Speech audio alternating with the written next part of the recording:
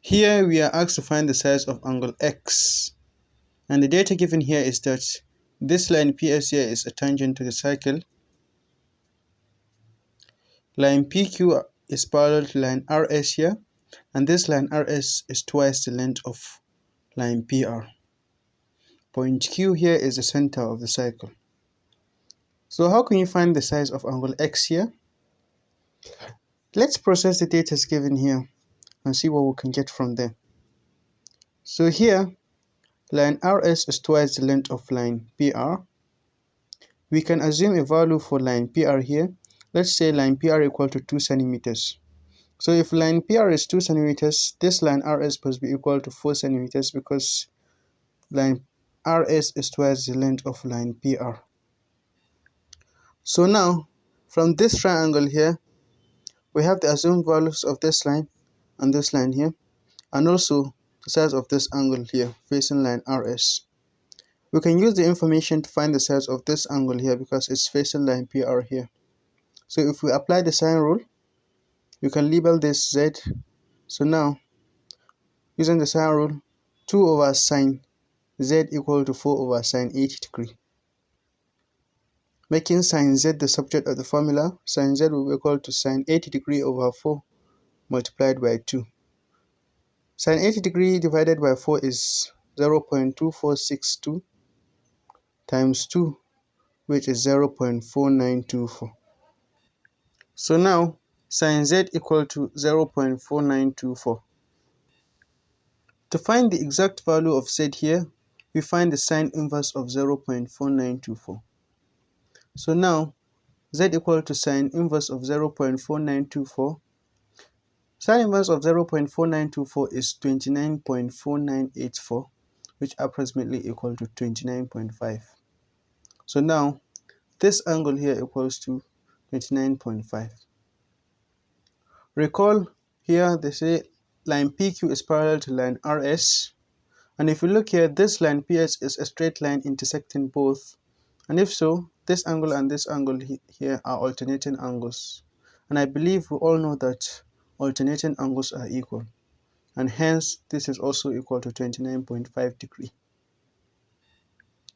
So if you look again here, they said line PS is a tangent to the cycle and point Q is the center of the cycle. So this line here was drawn from the center down to the circumference, and hence line A is the radius of the cycle. And if you look here, this point is the intersecting point of the cycle, the tangent, and the radius. And recall, in the cycle theorem, any tangent drawn at any point of a cycle is at right angle with its radius at point of contact. And that implies that this angle here is a right angle. So now, from this triangle here, since this is 29.5 and this is 90 degree, to find the size of this angle here, we can label it J and form an equation. 29.5 plus 90 degree plus J equal to 180 degree. 29.5 plus 90 degree is 119.5. So now, 119.5 plus J equal to 180 degree. Making J the subject of the formula, we subtract 119.5 from both sides. So now, J equal to 180 degree minus 119.5, which equals to 60.5 degree. So now, we found the size of this angle here, angle J, to be 60.5 degree. Now, coming back to this angle here, this angle and this angle are formed from the same arc, which is this arc here, one to the center and one to the circumference. And in the cycle theory, the angle at the center is twice the angle at the circumference if subtended by the same arc. And that means this angle here is twice the size of this angle here. And hence, this is 60.5 degree divided by 2, which equals to 30.25. So from this here, we can find the size of angle X, because if you look, this line here is a radius and this also a radius, and that implies that this is an isosceles triangle, and hence angle X is also equal to 30.25 degree. Because the angle formed by the two equal sides of an isosceles triangle with the base are equal. And hence now we found the sides of angle X to be equal to 30.25. Here we are asked to prove that the third differential of q with respect to y is equal to 2 tan x cos x. If q equal to x squared y cos x plus y cubed sin x over 3. So how can we find this? The first thing we should do is to find the third differential of q with respect to y. So what is d cube q dy cube? As we all know that the third derivative of a function is the derivative of the second derivative.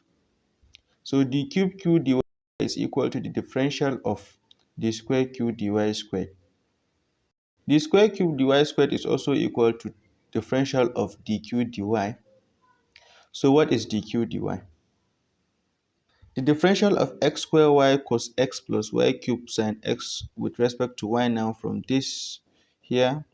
Since we are differentiating with respect to y, x squared and cos x are constant. We are only going to differentiate y. Now using power rule, we say differential of a power n is na power n minus 1. Y is the same as y power 1. So applying the power rule, the differential of y raised to power 1 is 1 times y power 1 minus 1, which is equal to y power 0. And anything raised to power 0 is 1. So now 1 times x squared cos x is x squared cos x. Coming back here also, 1 over 3 and sine x are constant. We are going to differentiate only y cubed. So dy cubed dy now using power rule is 3 times y power 3 minus 1, which is equal to 3y squared. 3y squared times 1 over 3 times sin x is 3y squared sin x over 3. 3 cancels 3. So therefore, d cubed dy is equal to x squared cos x plus y squared sin x. Then the second derivative. The second derivative is the derivative of the first derivative, which is this here that we just found. Now starting from here now, y is not here and we are differentiating with respect to y. So its differential is equal to 0. While here, y squared sin x. Sin x is a constant because we are differentiating with respect to y. So differential of y squared using power rule is 2 times y power 2 minus 1, which is 2y. 2y times sin x is 2y sin x. So therefore, the second derivative of q with respect to x is 2y sin x. Coming back to the third derivative of y now, the third derivative is differential of the second derivative. So here, the differential of 2y sin x and 2 are constant, and the differential of y is 1. 1 times 2 times sin x is 2 sin x. So therefore, d cube q dy cube is 2 sin x. So now, recall we were asked to prove that d cube q dy cube is equal to 2 cos x tan x. So that means we should prove that 2 sin x is equal to 2 cos x tan x. So how can we prove that? We know that from trigonometric identities, tan theta equal to sin theta over cos theta, and that means tan x equal to sin x over cos x. So now to prove that 2 sin x is equal to 2 cos x tan x, 2 sin x is the same as 2 sin x times 1, and 1 is also as cos x over cos x. And that means 2 sin x is the same as 2 sin x times cos x over cos x, which is equal to 2 sin x cos x over cos x. But sin x over cos x is equal to tan x from this here.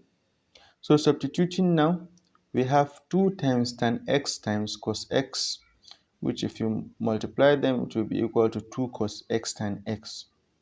And that proves that 2 sin x is equal to 2 cos x tan x. Thank you.